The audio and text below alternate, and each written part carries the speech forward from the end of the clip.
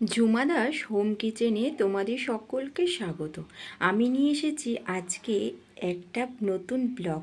সেই ব্লগটা হচ্ছে বাঁধাকপি ভর্তা।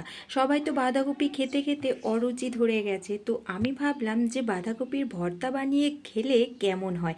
তো এর আগে একবার খেয়ে দেখেছি, অপূর্ব স্বাদ হয়, তাই তোমাদের সঙ্গে রেসিপিটা শেয়ার করলাম।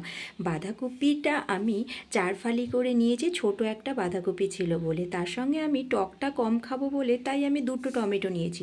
তোমরা যদি বেশি টক খাও তোমরা টমেটোটা বাড়িয়ে দিতে পারো। এইভাবে আমি এগুলোকে সেদ্ধ করে নিয়েছি ভালোভাবে। সেদ্ধ করার পরে যে শক্ত শক্ত ডাঁটিগুলো ছিল সেগুলো আমি আলাদা করে নিয়েছি, আর টমেটোর খোসাটাও আমি ভালো করে ছাড়িয়ে নিয়েছি। ছাড়িয়ে নিয়ে এবার আমার ম্যাশারটা নষ্ট হয়ে গেছে, সেই কারণে আমাকে পুরো ম্যাশ করতে হয়েছে একটা ছোট বাটি দিয়ে।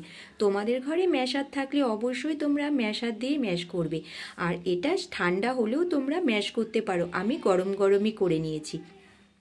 এবার কড়াই বসিয়ে কড়াইতে গরম হলে তেল দিয়ে নিয়েছি। তেলটাও পরিমাণ মতন তোমাদের যেরকম প্রয়োজন তোমরা সেইভাবেই দেবে।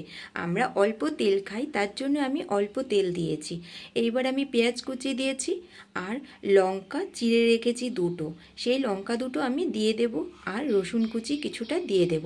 দিয়ে ভালো করে নাড়াচাড়া করতে থাকবো। এইভাবে নাড়াচাড়া করার পরে আমি একটা আলাদা বাটিতে কিছুটা হলুদ গুঁড়ো, কিছুটা জিরের গুঁড়ো আর কিছুটা লঙ্কার গুঁড়ো আমি এক জায়গায় করে মিশ্রণটা তৈরি করে নেব, আমার এটা সুবিধার জন্য। তোমরা যদি মনে করো একে একে কড়াইতেও দিতে পারো, কোনো অসুবিধা নেই। তার জন্য আমার সুবিধার জন্য আমি এই মশলাটা বানিয়ে রেখেছি। তারপর মশলাটা আমি কড়াইতে পেঁয়াজের মধ্যে আমি দিয়ে দিলাম, ভালো করে দিয়ে নাড়াচাড়া করে নিলাম। কিছুক্ষণ আমি রেস্টে রাখলাম, আর একটু চিনি দিয়ে দিলাম, আর অল্প পরিমাণে জল দিয়ে দিলাম। এইবার নাড়াচাড়া করতে থাকলাম কিছুক্ষণের জন্য।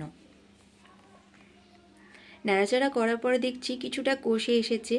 এইবার আমি লবণটা স্বাদ মতো দিয়ে দিয়েছি, আর সেদ্ধ করার সময় কিছুটা লবণ দিয়েছিলাম বাঁধাকপির মধ্যে। দেখো পুরো তেল ছেড়ে এসেছে। এইবার বাঁধাকপিটা আমি দিয়ে দেব, পুরোটা দিয়ে নাড়াচাড়া করতে থাকবো ভালোভাবে। নাড়াচাড়া করে কিছুটা প্রায় হয়েই এসেছে। আমি যেহেতু লঙ্কাটা কম খাই তাই লঙ্কার পরিমাণটা কম দিয়েছি, তোমরা স্বাদ মতো লঙ্কার গুঁড়ো দিয়ে নিতে পারো। এবার আমি গরম মশলা দিয়ে নামিয়ে নিলাম। রেডি হয়ে গেছে। ভিডিওটা যদি তোমাদের ভালো লাগে অবশ্যই লাইক করো।